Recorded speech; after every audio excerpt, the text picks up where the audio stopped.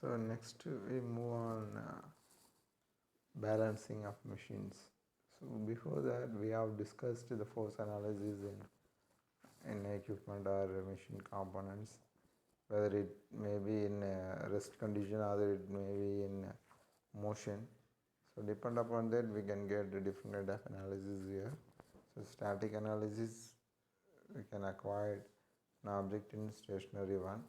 The dynamic force analysis we have analyzed during the motion. So object's motion we can analyze these things.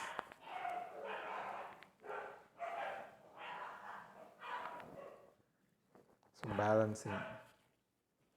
So balancing is the process of designing or modifying machinery so that the unbalanced is reduced to an acceptable level and if possible is eliminated entirely.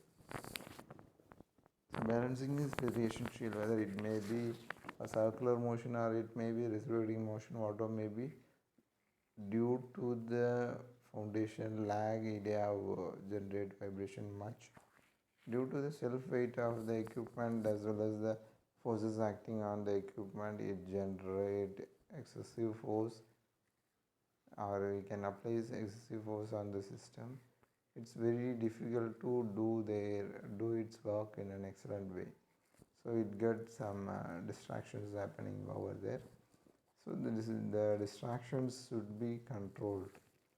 So that's why we have plenty of vibratory absorber or vibrating controller we are utilizing frequently, from which we can calculate what will be the maximum amount of vibration acquired during the uh, normal time with the aid of our system and without the system utilization. If the moving part of the machine are not balanced completely, then the inertia force are set up which may cause excessive noise, vibration, wear and tear of the system.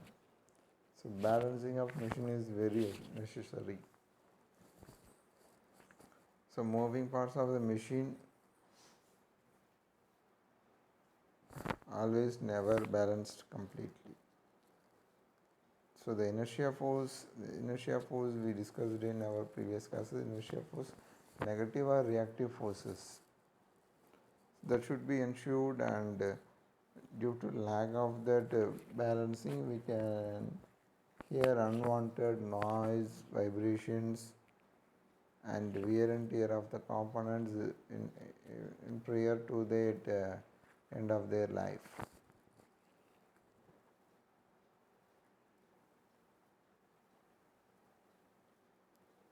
So static balancing. A system of rotating masses is said to be in static balance if the combined mass center of the system lies on the axis of rotation. The condition for static balancing, the net dynamic force acting on the shaft is equal to 0.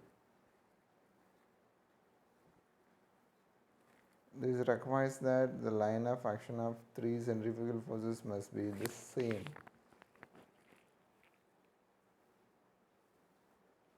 So dynamic balancing. A system of rotating masses is in dynamic balance when there does not exist any resultant centrifugal force as well as the resultant couple happens here. The conditions for dynamic balancing, the net dynamic force acting on the shaft is equal to 0.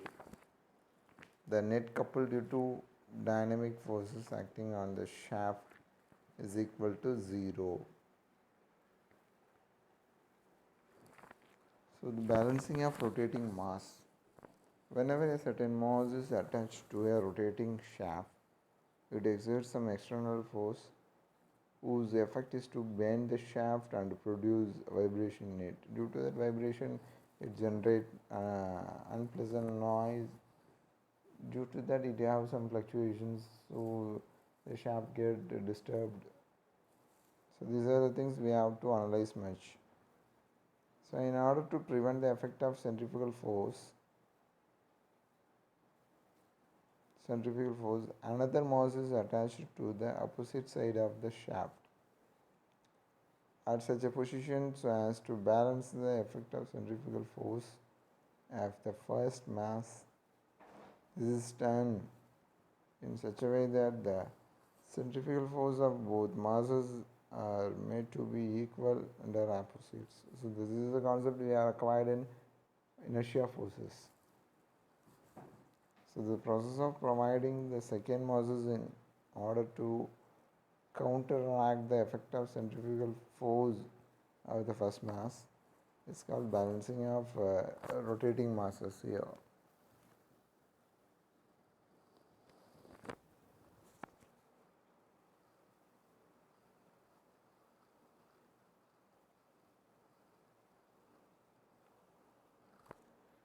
So here some of the points to be considered. So balancing of rotating masses. For example, wash needles are properly balanced by providing some extra projections, that is mass, in the opposite direction. So the following cases are important from the point of view.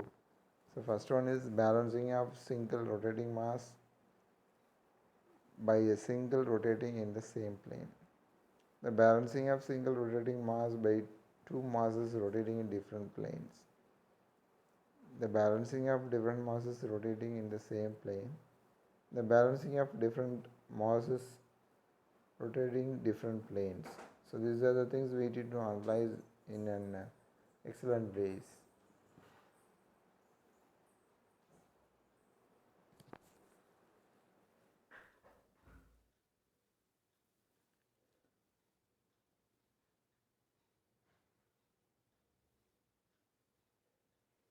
So next we move on to balancing of reciprocating masses. The famous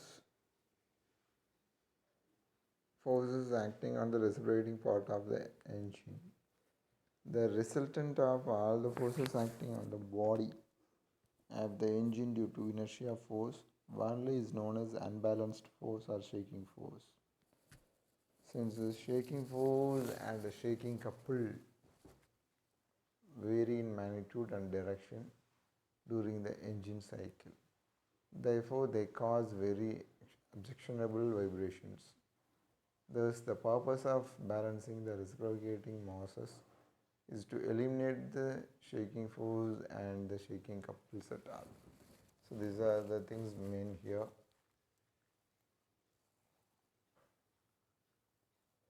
So the balancing of reciprocating masses in most of the mechanisms can reduce shaking force and due to shaking couple by adding appropriate balancing mass. But it is usually not practical to eliminate them completely. So in other words, the reciprocating masses are only partially balanced. So note that the masses rotating with crankshaft are normally balanced and they don't transmit any unbalanced or shaking forces on the body of the engine. So these are the primary and the secondary unbalanced forces. So consider the reciprocating engine mechanism. So small m, which specify the mass of the reciprocating part. L is the length of the cutting rod PC or radius of the crank OC. So theta is the angle of inclination of the crank with a line of stroke, or simply we can say horizontal surface. So omega is equal to angular speed of the crank.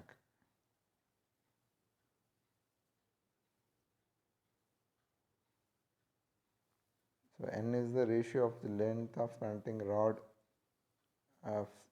rod to the crank radius, that is equal to L by R. So the formula utilized approximately